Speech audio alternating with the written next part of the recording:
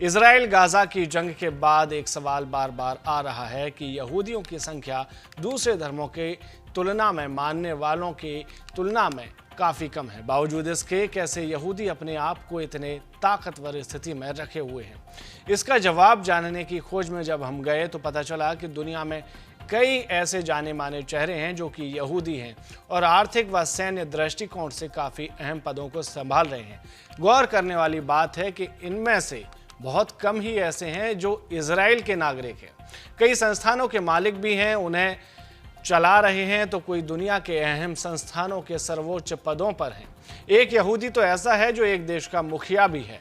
इनमें से ज़्यादातर लोगों के आप पहले से चेहरे जानते होंगे, लेकिन आपको ये पता नहीं होगा कि ये लोग धर्म से यहूदी हैं और इसी कारण से इजराइल के साथ भी खड़े होने को लेकर इनकी प्राथमिकता बढ़ जाती है। आपको एक एक करके उनके नाम बताते जाएंगे और वे क्या करते हैं इसके बारे में भी जानकारी देंगे। पहला नाम है फेसबुक के मालिक मार्क जकरबर्ग का। जी हाँ, मार्क जकरबर्ग धार्मिक तौर पर एक यहूदी हैं। उनका जन्म एक यहूदी परिवार में हुआ और वे कॉलेज के दिनों से ही काफ़ी इंटेलिजेंट और ब्राइट स्टूडेंट रहे हैं। मार्क जकरबर्ग के पास इतना पैसा है कि अगर वो फंड करने पर आ जाएं तो हमास को अकेले ठिकाने लगवा सकते हैं।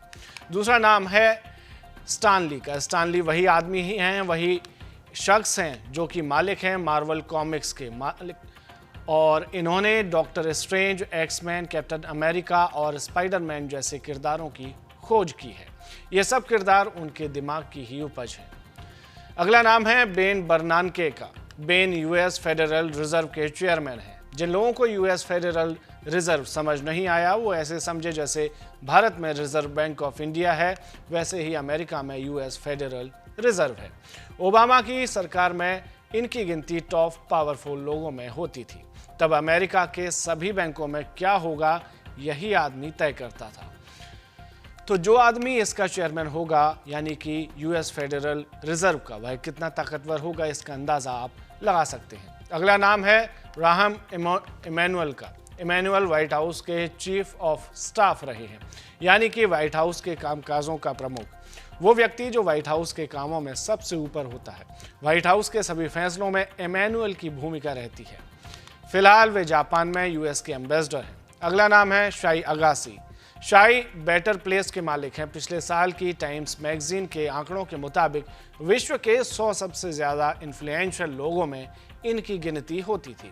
इनकी कंपनी फिलहाल इलेक्ट्रिक कार्स के लिए बैटरी बनाने का काम करती है। अगला नाम है डोमिनिक स्ट्रॉस कान का। डोमिनिक आईएमएफ यानी कि इंटरनेशनल मॉनेटरी फंड के हेड रहे हैं।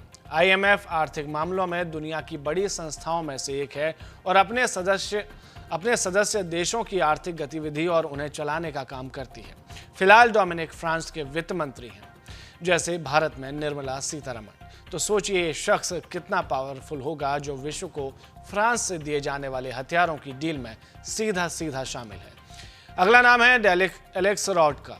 डेविड अमेरिकी राष्ट्रपति के एडवाइजर रहे हैं, जैसे भारत में इस वक्त अजीत डोभाल हैं। दुनिया के सबसे ताकतवर देश के राष्ट्रपति का सलाहकार कितना ताकतवर होता है ये आप समझ सकते हैं। अगला नाम है एलिना कागन का। कागन अमेरिकी सुप्रीम कोर्ट की सॉलिसिटर जनरल हैं और ये अमेरिकी सरकार के सभी केस कोर्ट में लड़ती हैं और उन्हें जिताने का भी जिम्मा इन्हीं पर होता है। कोई महिला जो अमेरिकी सरकार का लीगल मामलों में सर्वोच्च हो, वह अपने आप में काफ़ी ताकतवर हो सकती है, क्योंकि आए दिन लोग सरकार को चैलेंज करते हैं और उसे डिफेंड करना एक तेज दिमाग महिला का यानी कि एलिना कागल का काम है। अगला नाम है माइकल ब्लूमबर्ग का। ब्लूमबर्ग नाम से ही समझ आ रहा होगा। Michael Bloomberg media company Bloomberg के मालिक हैं। यह मीडिया कंपनी लोगों के बारे में सालाना रिपोर्ट लाती है जो उनकी अंतर्राष्ट्रीय छवि को सकारात्मक या फिर नकारात्मक रूप देती है।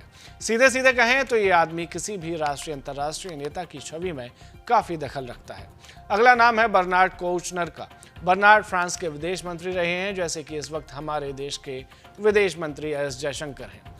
फ्रांस के विदेश मामलों में क्या होना है एक ज़माने में यही शख्स तय करता था। अगला नाम है लैरी एलिसन।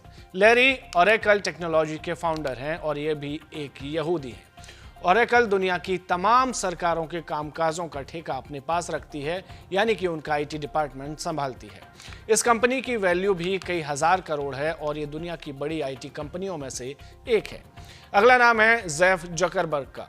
जेफ एनबीसी के सीईओ हैं। एनबीसी अमेरिकी प्रमुख चैनल्स में से एक है। इसकी गिनती वहां के टॉप 5 समाचार चैनल्स में होती है।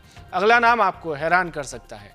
इजराइल और हमास के बीच चल रही जंग के बीच वहां दौरे पर अमेरिकी secretary of state Antony Blinken का नाम काफी चर्चा में रहा। जानकारी के लिए बता दें कि अमेरिका के सेक्रेटरी ऑफ स्टेट वो अधिकारी होते हैं जो अमेरिकी राष्ट्रपति के फैसलों में भी महत्वपूर्ण भूमिका निभाते हैं और कई मामलों में सीधा सीधा दखल भी रखते हैं। इसकी सलाह के बिना कोई भी अमेरिकी राष्ट्रपति फैसले नहीं ले सकता।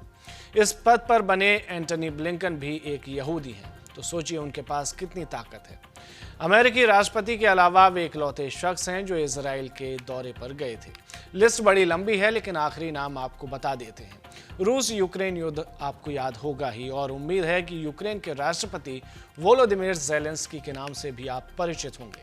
वोलोदिमीर ज़ेलेंस्की का देश यूक्रेन वैसे तो अभी खस्ता हाल में है, पर एक वक्त इसका हाल काफ़ी अच्छा था। फिर भी है तो एक देश ही। इजराइल के अलावा यूक्रेन भी एक ऐसा देश है जिसका मुखिया एक यहूदी है। सुनकर शायद आप चौंक गए होंगे, पर यूक्रेन के राष्ट्रपति वोलोदिमीर ज़ेलेंस्की एक यहूदी धर्म के आदमी हैं। इसके अलावा न्यूक्लियर के जनक जे रॉबर्ट ओपनहाइमर, महान वैज्ञानिक अल्बर्ट आइंस्टाइन और चैट जीपीटी के मालिक सैम ऑल्टमैन भी यहूदी ही हैं।